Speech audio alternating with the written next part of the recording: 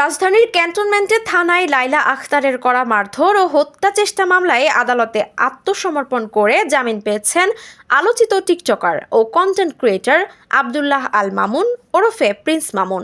মঙ্গলবার ৪ জুন ঢাকার metropolitan magistrate Saddam হোসেনের আদালতে আত্মসমর্পণ করে জামিনের জন্য আবেদন করেন প্রিন্স মামুন। আদালত শুনানি শেষে ১,০০০ টাকা মুচলেকায় প্রিন্স মামুনের জামিন মঞ্জুর করেন। বিষয়টি নিশ্চিত করেছেন তার আইনজীবী মাজেদুর রহমান সোহাগ।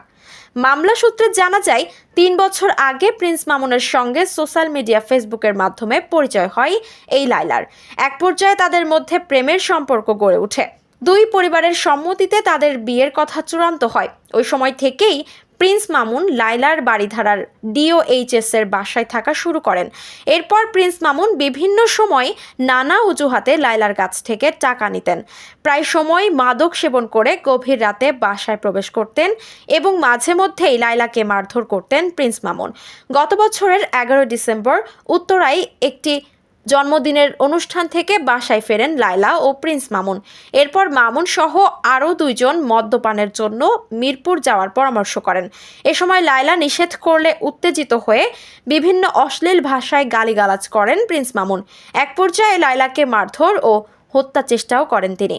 গত বছরের ১২ ডিসেম্বর ক্যান্টনমেন্ট থানায় প্রিন্স মামুনকে আসামি করে মারধর ও হত্যা চেষ্টা মামলা করেন লাইলা।